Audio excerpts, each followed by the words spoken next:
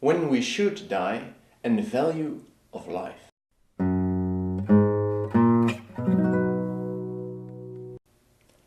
I think we can all agree that life is a good thing. So the more life, the better.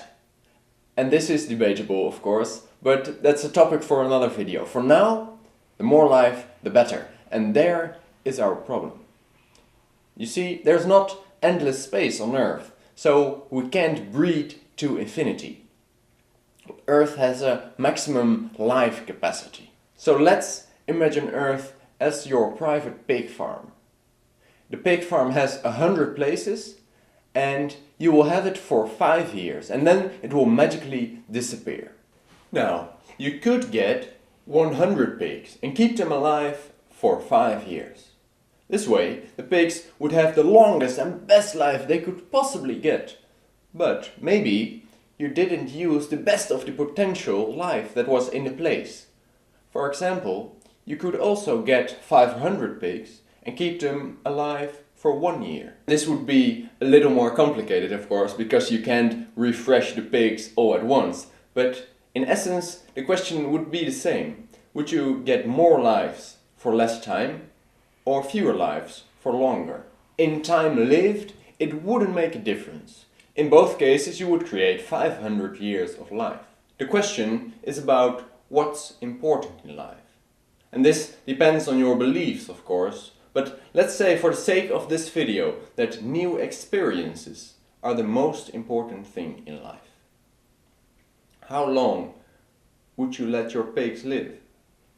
In theory, 1 day, because that's the only day that almost all experiences are new.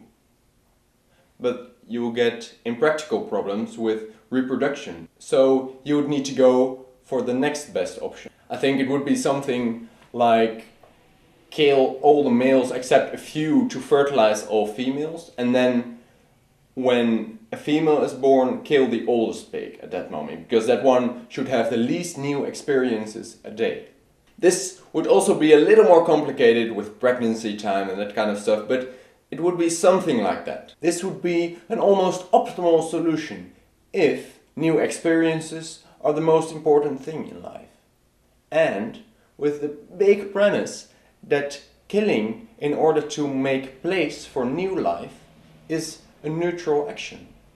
And in theory, it should be the case that dying and coming to life are equal, or at least that they equal each other out. But what about killing?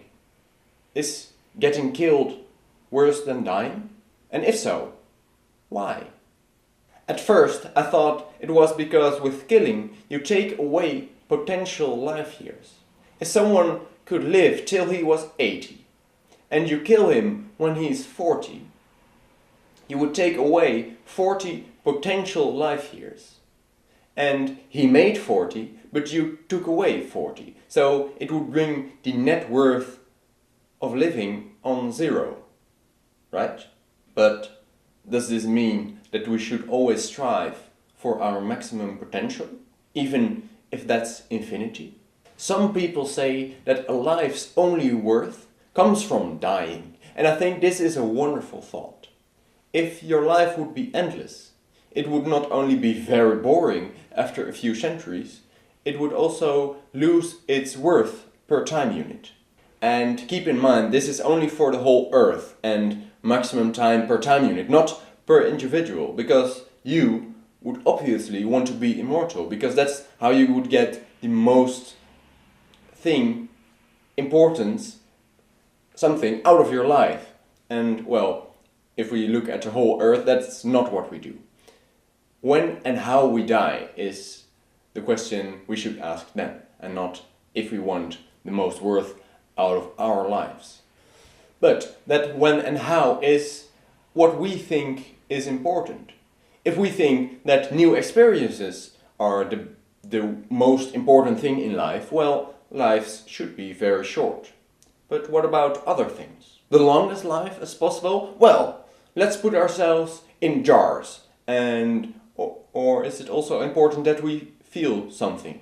But maybe it's happiness. Okay, let's start with killing all the depressed. But maybe it's nothing. is life important at all? On the scale of the universe, we are not really important yet. How can we know what's important?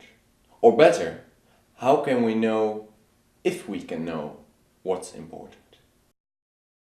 Please point out all my mistakes, because that's the way I know you thought about it, and that's all I want. Thank you for watching, and you will see me in the next video.